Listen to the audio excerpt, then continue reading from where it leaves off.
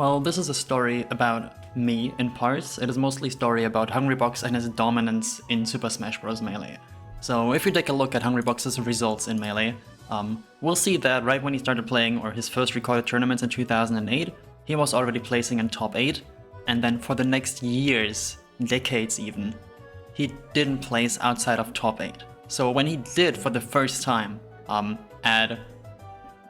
where was it? Where's the big house? Right here, at Big House 4, where he placed 9th, it was a pretty big deal, right? One of the GOATs of the game nowadays, failing to make top 8, that is a pretty big deal. But after that, he began a streak that almost no other player has been able to match. After Big House 4, Hungrybox would place top 8 at every major tournament he entered. If we scroll up here, at some point we'll see some 9th places at Smash the Record, which is a charity tournament that doesn't count. And then we eventually get to the COVID online era where we've got a bunch of, lower placings, but it's online, it's a different thing. And Hungrybox, especially with his messed up net play setup and just the overall different perception of online tournaments, usually this isn't counted against him, because after COVID, he came back strong right away. So we all knew that he could be much better than what he was doing online, and his streak of always placing top 8 at offline tournaments continued. So at tipped off 15, which was last year in 2024, Hungrybox failed to make top 8 for the first time since 2015, which was a very big deal. It says right here, this tournament marked the end of Hungrybox's streaks of finishing in the top 8 at offline Melee majors after losing to Mango and Moki for 9th place. The streak began with a win at Paragon Orlando in January 2015. So, solid 9.5 years of HBox always making top 8, and then at tipped off he gets 9th. Alright, so his worst performance in all these years, decades even, was a 9th place. So now let's talk about why we're in this discussion in the first place. My story with HBox begins actually in 2021, when I was still a Fox player, and I went to the Smash World Tour Championships. You'll see here, on the left right here, wearing a mask, he's wearing a mask as well, one of the first tournaments back after all the COVID restrictions, and we're playing some good old Fox vs Puff. My thoughts going to the set were watch a bunch of Armada videos, get ready for it, you're good at the slow matchups, you've got this. I start off alright, but I think I haven't rewatched this set too much. I think the first game is like somewhat close until the end, and then he's like, yeah, I've got 2 stocks left, let me just not lose a stock anymore, and I'll be fine. I kinda, I didn't run it down, I just got outplayed because he's so much better than me at the matchup and in general, especially at this point. So I lose this game. And then I know that we're going to FD, and I know there's a good chance, because I was a significantly worse Fox player than he was a player back then, he might just chill out at the ledge for a while. I was prepared for this, I looked at the Armada strats, I was ready to down tilt him when he tried it, and I think at some point I tried to do what I want to do against it and I just die for it. Is it right here? I was like, yeah, you know how Armada just runs up and down tilts him when he's regrabbing the ledge? Let me just do that. So I run up, and I try to down tilt, but the frame I slide off, I press A for the down tilt, so I just fall down with a down air, and now instead of being even in the game, I'm down 2 stocks to 4 against one of the best players of the game of all time, already down 1-0. So at this point, it's a little bit cooked. Like, I bring him down to 2 stocks high percent, and then we go back to FD and I get 2 stocked one more time, and that was the end of my efforts against HBox. Solid attempt, I made it out of my pool, but I couldn't beat the GOAT, the H-GOAT, so that's how that started. Now, what we also want to talk about is Hungrybox's streak against Ice Climbers players. Because after this tournament, I was gone from the game for a little bit, for like half a year. When I came back, I was mostly playing Ice Climbers, and Hungrybox also had a huge streak of not losing to Ices. The only real recorded set of him losing against Ice Climbers is the famous set from EVO 2013, where he lost to Wobbles in Winners Finals. And this set has a couple of caveats to it. Of course, back then wobbling was legal, but I don't think that takes anything away from Wobbles, from what Wobbles did here. I don't think anything I'm going to say should take anything away from it. But if we start this recording and we just hear what the commentators say. Right now. Yes, so we're going to have our first 3 out of 5 set. The first thing they say is that we're going to have our first 3 out of 5 set. So the commentators... Yes, so we're going to have our first 3 out of 5 set. The commentators and the players were expecting the set to be a best of 5, right? And we all know Hungrybox, he gets stronger when he's down. He's the clutch god. When he's down 3 stocks to 1, he powers up. when he's down 2-0 in a set, when he's down 2-1 in a set, that's when he powers up. So Hungrybox, in this set, he wins the first game. Didn't even take that long. I mean, 6 minutes, that's pretty long. Oh! It's like, Can he make it back? it's long-ish for this matchup, but for a Battlefield game, that's like about average here. Not quite there. In the next game, Wobbles makes an amazing solo comeback against Hungrybox's Jigglypuff.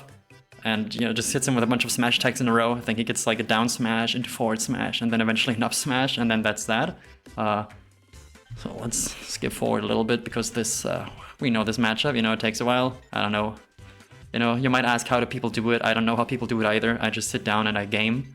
So here he hits the down smash, and then he's about to hit a forward smash, and he like half pops off because he already thinks it's going to KO. And then after, he just does the classic, oh, Puff is at like above 75%, let me just wave dash and up smash, and it lands, and he pops off, because now the set's at a 1-1, right? So now he thinks, alright, it's 1-1. HBox also thinks, okay, it's 1-1, I can afford to lose one more game, and then I can lock in, as I always do when I'm down. He has to, you know, be close to the edge before he feels the thrill of, like, trying as hard as he can. There's lots of famous sets of him against Chudad, where Chudad brings him to game 5, and then game 5, HBox just closes all available doors for Chudad, times him out, and that's it. So, in this next game, when Wobbles wins this game, it was a bit surprising to people, because both players kept sitting down expecting to play another game, but then one of the TOs showed up and was like, well, actually, the set is over. This was supposed to be a best of 3, not a best of 5, despite both players not knowing about that. So they're just told, nope, your set is over, no more games, Wobbles, you won. And I think that's sick. I think it's amazing that Wobbles made this run. It's still one of the greatest runs any Ice Climbers player has ever done. And of course, I play Ices, I think this is cool, but I also think, you know, looking at both players, HBox is like, alright, you know, it's getting tough, I have to really lock in, but he doesn't seem too worried. Internally he probably is, but externally he seems fine. And now they sit here, now TO's like, yo, what's up guys, it's best of 3, set's over. Because we also have to consider that they played this game assuming it's a best of 5, so they didn't ban any stages in between games. But if the TO says this, then yeah, I guess the set's over, and this is the last time Hungrybox lost to an Ice Climbers player. Alright, so now we get to my sets against HBox with my Ice Climbers. We start off right here, which is at the Ekdog Invitational last year in September 2024. And they like magnify a little ant and it's so... This is one of the, I think, most fun sets that I've played, because I was very well prepared for this matchup. I felt like I had a good grasp on what he wanted to do, but also I had never played him before, right? I had never played any top 100 ranked Ice Climber, any top 100 ranked Puff before with my Ices, so I knew that, you know, it could be doable, I could just get washed 3-0, but I felt like I had an idea of what I wanted to try, and I knew that if things went wrong, I would be able to figure out why they did, and maybe, you know, at least do better next time, but maybe, you know, get close to taking a game or two here. The first game, Yoshi's can be a very hit or miss stage in this matchup. Recently I just get messed up on it. Puff starts here because they want to have the side platforms, which can disappear on Fountain sometimes, and Ices really just don't want to play on Battlefield and Dreamland, so we end up on this stage, and I think HBox just pounds 7 times in a row right here. Then finally, like the 6th one or something, I punish, so I go up 1-0, and like I said, I wasn't surprised that I had a chance here. However, at this point, I had never beaten any top 10 player in the world before. I hadn't really, like, the best player I had beaten at this point with my ICs was, I think, Ossify, who was ranked in the close to the top 20 at that point. But I had always fallen short against top 10 players, which was a trend that would continue here. I'd lost a game 5 to Zane at Collision half a year earlier, and Collision was my previous major before this tournament. I only, you know, I went to one major in March, and then this tournament in September, so there's lots of time for me in between to try to get better. This next game is a nail biter. You'll see that it's 2 minutes left on the clock and we're exactly even, and then I go for one bad jump and Nana fights a bit longer than I want her to. I lose Nana, and instead of going up 2-0, I barely lose this game. I think it takes almost another minute because the timeout is always threatened, and then eventually that's the game. Go for a Hail Mary forward air, and that's the game right here. We see that I'm like, alright, you know, it's unlucky, but happens. We see the relief on HBox's face, and now we go into our next game, which I've already kind of made a video on, because at this point I was feeling, alright, it might be 1-1, but I have the counterpick advantage. I have 2 strong counterpicks in Stadium and FD, And if I can just win on those 2 stages, I can even afford to lose on like Battlefield or whatever next best stage he goes to. So yeah, like I said, I've done a video on this before. I go up 3 stocks to 1, and then I get clutch boxed on. He yawns, you know, like subconsciously trying to tell me to stop trying as hard because he's already, you know, he's yawning, he's not in it anymore. But he is. You can never believe that. I kind of get owned by the transformations on the next few stocks. But, you know, that's the game we play here whenever we fly to North America. Back home, we don't have that. Let me see if I can So tense. get the audio of the pop-off in here as well, because I think it's hilarious. Oh, get Dana. Oh. Oh, yeah. Wow, good DI from Hbox. Yeah. Oh, did not even delay there. No. Oh, going for the popo. Air dodge? Oh, that's... No, that you got was a so tech weird. there. Half the tech there. Oh, fuck yes! And now Nikki. Come on! Oh my god. It gets greater every time I look at it. It's been more than half a year and it's so cool to see. I'm so glad I got to be a part of this. Yeah, he makes the clutch god comeback in this game. And then the next game, I win solidly like I was expecting to, like I was hoping I would on Stadium. But then, game 5, instead of being on my counter pick on FD, we end up on Battlefield, where, like I said, he locks in, tries to time me out. I almost kind of make the comeback here, because I think I hit him with like a raw backer that almost KOs, and I think if it does, I might have it. But it just barely doesn't right here. That was like 1 or 2% off. If that kills, then I can try to run down the clock. It's not guaranteed, but it's definitely good. So I lose this set, and then, yeah, my reaction is, damn, another game 5 loss to a top player. Right after, or I think right before this, I lose game 5 to AMSA as well. So at that point, I'm just thinking, I think I'm cursed. I think it'll just never happen. I'm not good enough. I don't know when I'll get my next chance. I think it might just be over. However, we play again in winner's quarters. I make it out of my pool. I stay in the bracket, we play again in winner's quarters. Right. And this set starts out close. The first game I have like a full stock lead, but then I end up losing it somehow. I don't even want to talk about it. Do I just get rested here? If yes, that's funny. Probably not though. Yeah, I just lose somehow. And then the game after, similar thing. I think I fall behind early and I get solidly 2-stocked, and then the game after, same thing. I just kind of get styled on. I think he rests me 2 or 3 times, and at that point I'm like, alright, I'm down 2-0, I'm down 3 stocks to 1. This is maybe not super worth trying anymore. Like here, that's the GOAT. And in between these 2 sets, he was being shit-talked on Twitter a little bit, of people saying, oh yeah, he almost lost to a random Ices, he's so bad at the matchup. He like snapped back at them, and then he beat me 3-0, so that was looking solid. But like, what happened in between these sets? I think one thing that happened is that he played better, but another thing that happened is that in between these 2 sets, I beat a top 10 player for the first time, and this meant a lot to me, like really a lot, and it made me play worse for the rest of the tournament, because it really shook me emotionally, because that was like one of the goals that I've had for years and years of playing this game. So after I beat Wizzy, I cleared up the bracket path for Hbox, but I also I didn't really get my head back into the tournament, right? Like I had finally broken the curse that I thought had been put on me, and I knew that there was a future for me with this character and in this game. So after this, Hbox and I don't play for more than half a year, and we find each other again at Tipped Off. I am in losers because I lost to Fiction. I could complain about that set for 24 hours straight, but Fiction is super fun to play against, and he just outplayed me, so I'm glad that I got to play him, even though I was sad about the set as it happened. And Hungrybox lost to Maelstrom in winners. So both of us were playing right here, and the loser of this set gets 33rd place. Which, you know, is kind of crazy, right? We looked at Hungrybox's worst placements, it was 9th place in those tournaments. And also, he's playing against an Ice Climbers player, a matchup he hasn't lost in more than a decade, right? Like 12 years by that point. And when he did last lose it, we saw what kind of situation it was. So I, of course, had done even more homework on it this time, because I knew that I could win against him, and I also knew that I would probably be able to prepare more for him than he could prepare for me, because he's got other fish to fry. I don't know if you say it like that, but he's probably worried about, you know, the likes of Zane and everyone else. Whereas I knew that he was one of the harder roadblocks for me in bracket, and if I could get past him, it would open up more opportunities for me to actually make top 8s and maybe even make it far in top 8s.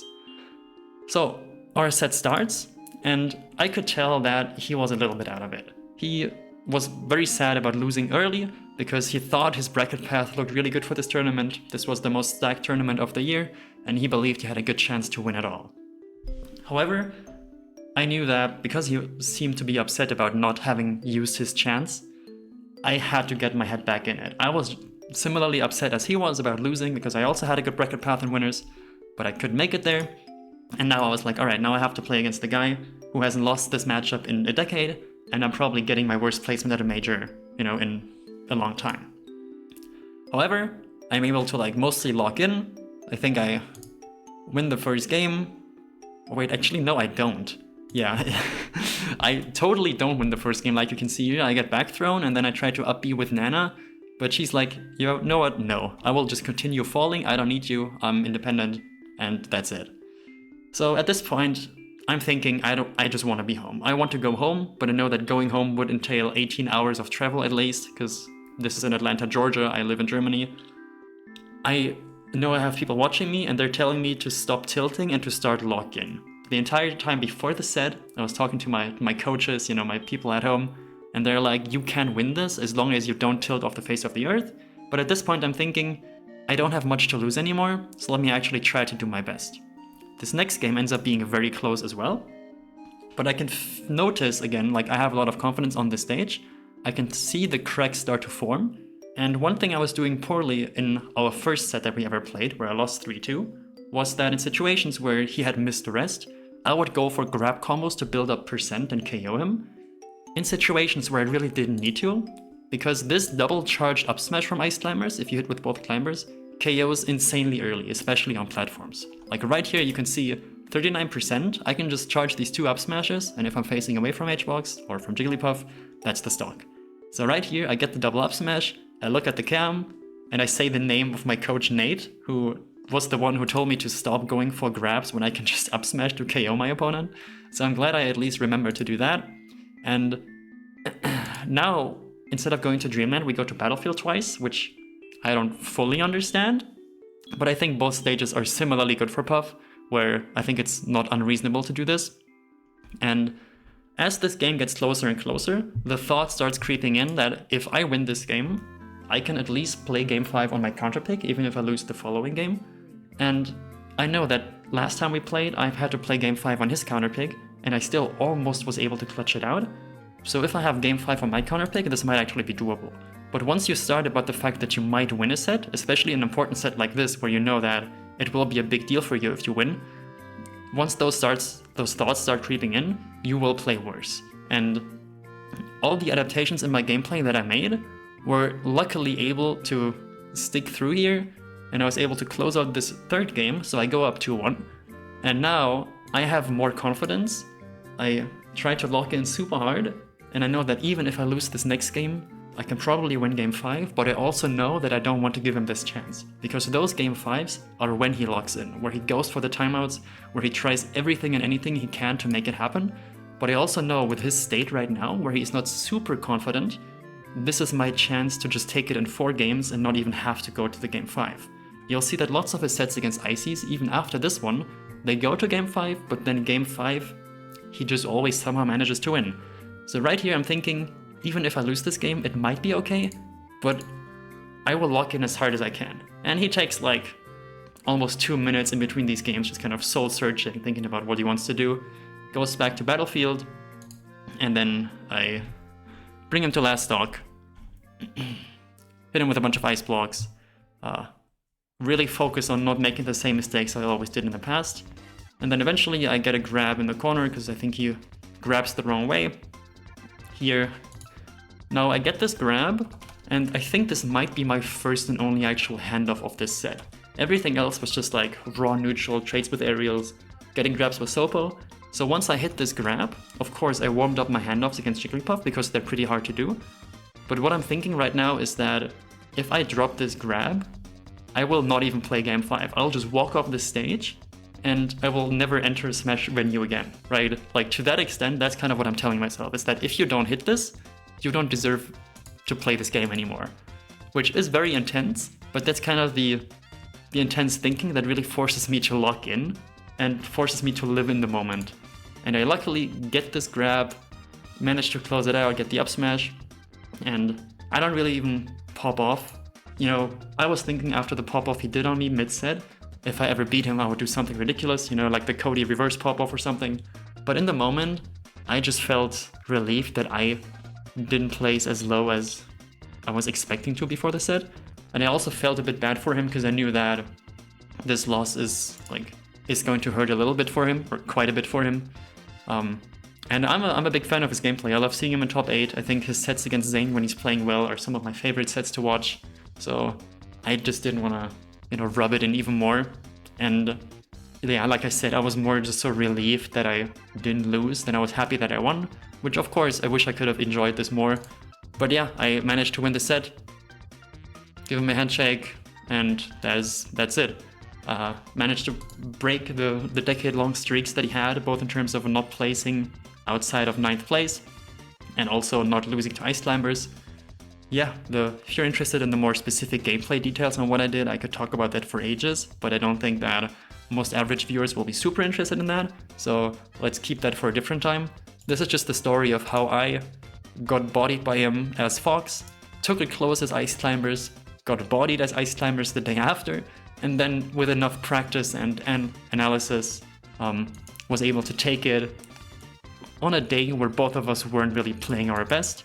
But, you know, if you're not playing well and they aren't, then I guess it evens out. Cool, thank you all for watching. I have a very cool video coming hopefully this week that I hope you will check out as well, which is more focused on the Melee meta game and some data that I've managed to gather about it. So yeah, the final thing I want you to think about is this Nounce round that is currently ongoing. You can see that the round for the Nounce Invitational in Tokyo is currently ongoing, where 2 additional players will be voted into the Nounce Invitational. Right, you see here, first place gets 1 slot in the Nounce Invitational, second place also gets a slot in the Nounce Invitational, and third and fourth place get their travel costs to Fast Falls reimbursed, which is the next Nounce major that is happening soon. So right now, the voting is looking very close and lots of votes have been given out. Rap Monster is in first place, just 10 votes in front of Axe. Axe is like 80 votes, 70, 80 votes in front of Sunsei. Then Wizrobe is a couple hundred votes behind, and then Jamie is also still in the running. There are some people who have hundreds of votes saved up from what I know, so anything could change here, and the voting is going to take place for another day. So if you're watching this in the future, you will know who has made it into the Invitational, but if you're watching right now, make sure you go to the link to this round, you use your votes, voting is free, anyone will have votes if you have an account, and you can just, you know, sign up really quickly, just link to Discord, and it takes less than a minute, and then you can vote for your favorite player. I personally think Jamie would be a great choice, because as a European, you just do not get to attend as many majors, because they're in a different time zone and the travels always take at least 10 hours to get to any tournament. And because of the time zone differences, you lose like 6 hours on the flights at least, and so if you work or go to school, right, you have to fly out on Thursday and you come back, like, even if you fly back on Monday, you'll make it home on like Tuesday at noon. So you're losing out on at least 4 days at home plus the weekend. It's tough, and I hope that Jamie as the European representative can make it in, but I feel like anyone here like is a great shot. Like Rap Monster, Axe, Sunsei, Wizzy, Jamie, and Salt as well. All of them I think I would be really happy to see at the Nounce Invitational, because I will also be there. I qualified by getting 3rd at Nounce Bowl, and yeah, I'd love to play against all of these players. I wish all of them could make it, but it has to be one person. I'll probably be voting for Jamie, and yeah, that's my pick, and I hope you choose whoever you will like most as well.